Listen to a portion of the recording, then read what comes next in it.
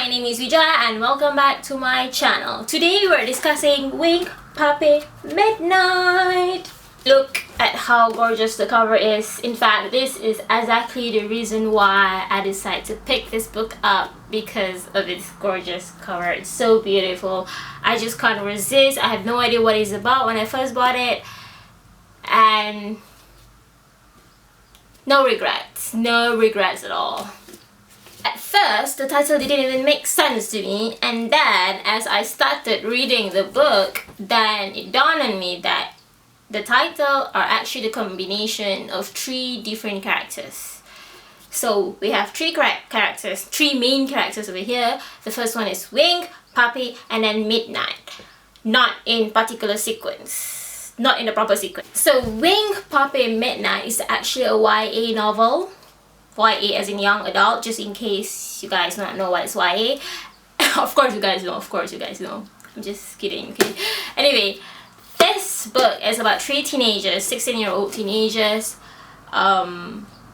Somehow, what do you call this? I wouldn't say it's a love triangle, but it's somewhat like a love triangle, but not really, because it's obviously not love. So Wink and Poppy are the two girls, and then we have Midnight, the good looking boy.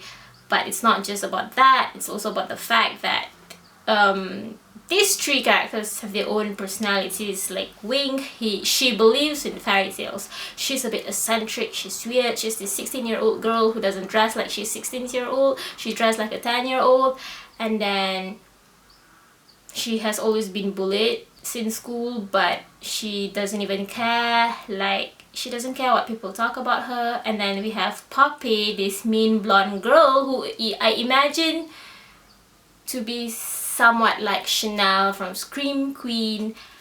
I actually imagine Chanel throughout the book. Every time they mention Poppy, every time the narration is from Poppy's POV.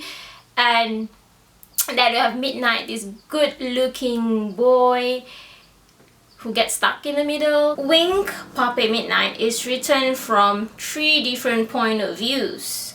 So, but you wouldn't have to worry about being confused or having to guess which is which, because every POV is actually labeled, so you know who's narrating the story. Is it Puppy, is it Wink, or is it Midnight?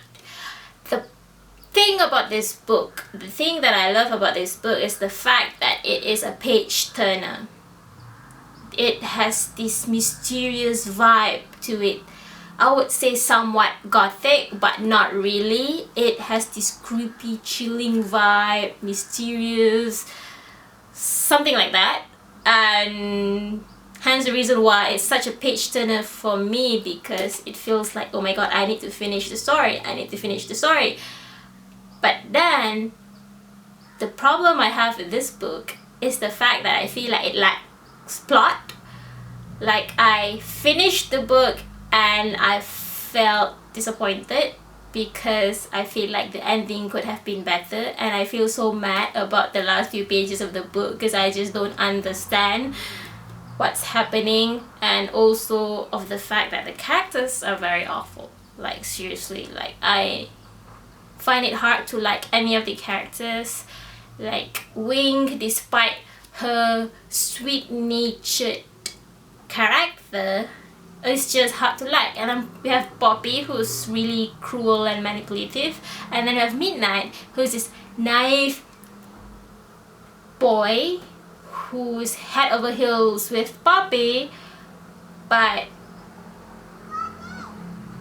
doesn't seem to realize that Poppy underappreciates him, and the fact that Poppy is just playing around with his feelings, and that just pissed me off. Another problem that I have with this book is the fact that it's predictable. By the first few pages, I could have guessed who's the villain, who's the hero, and who's the liar is. Because you see, at the front of the book, here there is this small little blurb, short little blurb that says a hero, a villain, a liar. Who's who? It's pretty obvious actually, because there are only two options. You see, it's either the obvious one or it's either the one with a plot twist. So being me, as I have read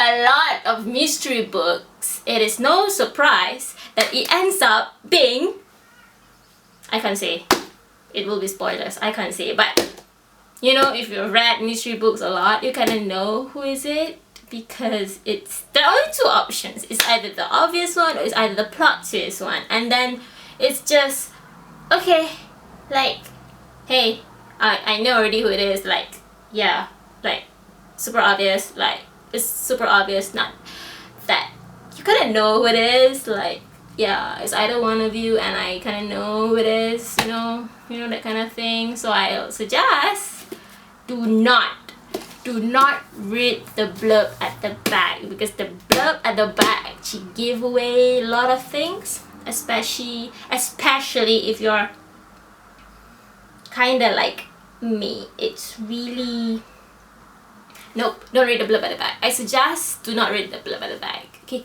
it's best for you to go into the book without knowing much, and that's the reason why I can't delve too much into what the whole story is about. The strongest point of this book, I believe, is its writing. The writings are so beautiful. I just can't imagine how someone could write as beautiful as April, the author of this book. It's just so poetic, so beautiful. There are moments where I actually ask myself, am I reading a YA novel or am I reading some poetry?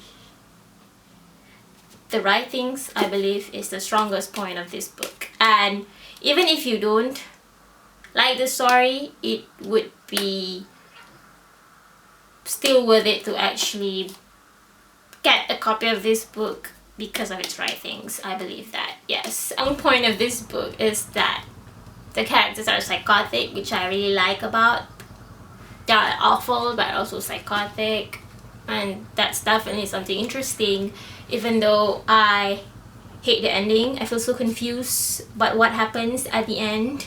Like, the book makes you go, what just happened?